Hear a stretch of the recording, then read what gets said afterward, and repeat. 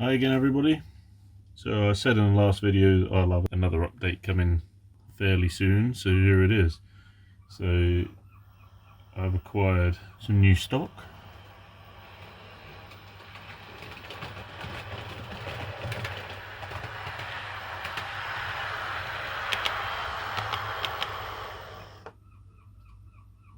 And there it is. So it's the Bachmann GWR 158. I wasn't going to buy it, but I saw they'd been released, and I know what happens with these kind of things. They get released and then they get sold out, and then they don't come back into stock for a few years because they don't do another run for ages. So I kind of just thought I'll bite the bullet. Wasn't really looking for any new DMUs or anything like that, so thought I'd get it. It's a nice looking DMU. It'll go well with the 153 that I've got.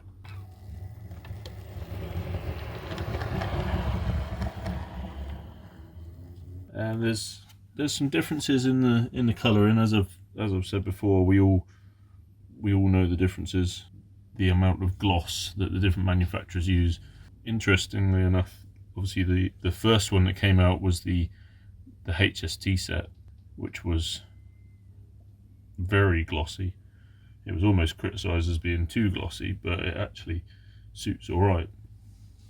Now the 153, which is also Hornby, is like a dull, much more of a dull kind of colour. So I'll change the angle of the camera and we'll have a look. Right, so there we can see the colour differences between the Hornby 153 on the left and the Bachmann 158 on the right. I know in real life there are some slight differences between models. I'll move him out of the way. So the one we are here to look at today is the 158. So at the moment, I've only sorted out the normal running lights, but it has got options for different running lights. So it's got your red and your white, usual kind of stuff. I will sort the other numbers out as and when I can. I kind of cocked up with this because I'm not a fan of sound locos, and this was for sale for 290 quid or something like that, with full sound, I think it was. As I'm not interested in that, I went for the normal version, which is about 220, 225 or something like that. So I ordered it, and then it was only while it was in transit I started doing a bit more research on it, and I realised it is a different, I think it's called a 22 pin Plux or something like that, which I'd never heard of, if I'm honest. So then I started searching for that and found that they're not actually that common. They're a bit more common in like European style sort of areas, but not that many here in the UK. So, and even Bachmann say to coincide with this, they've added a new DCC decoder to their range. I can't remember who they say makes it, but they haven't actually released it yet, I don't think, because I couldn't really find anywhere that actually had it in stock. So I ordered one off eBay, a fairly cheap one, but it's a 6-function plus drive, I think it says, so it should be capable of this. But I can tell it's not a high quality one. It's got a stay alive function. It doesn't have a capacitor with it, but it has the wires to add one.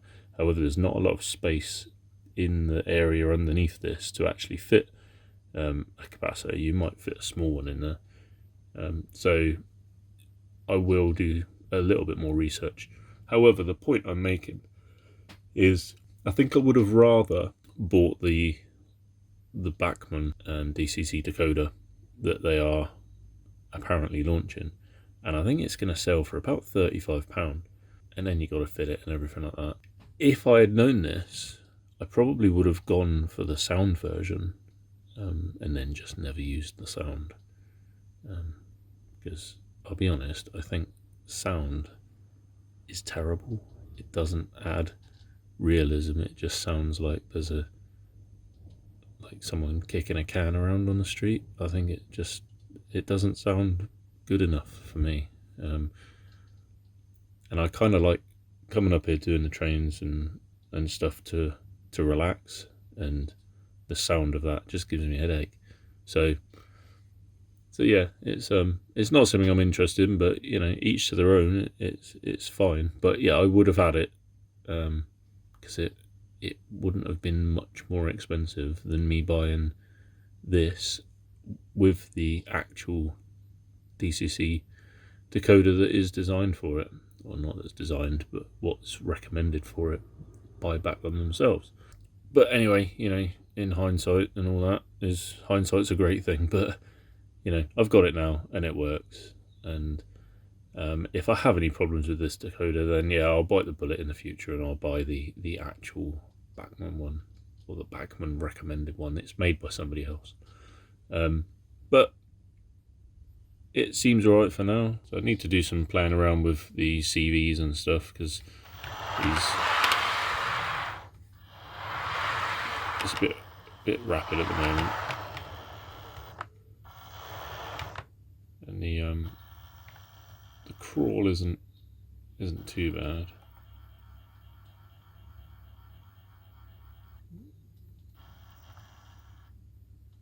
So the track's filthy at the moment. Yeah, so that's crawling now. So it's pretty good. It's not too bad at all. So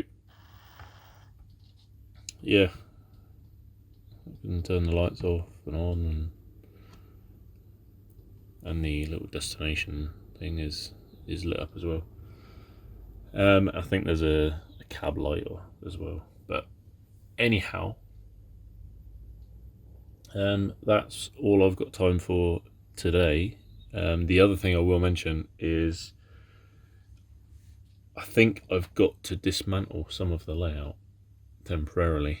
I won't go into it for now, but the next video may well be something to do with that, and it's not necessarily a bad thing. So anyway, I will leave you with that, and I will speak to you all next time. Again, sorry it's not a brilliantly informative video, and I know I've been slack recently, but as I bought it, I thought I'd show you. But it's a great model, great detail, needs weathering. Right, that's it. If you want to see the previous video, you can click the top link, and if you would like to subscribe, you can click the bottom link, and there's a link there to my other channel if anybody's interested. Thanks. See you again.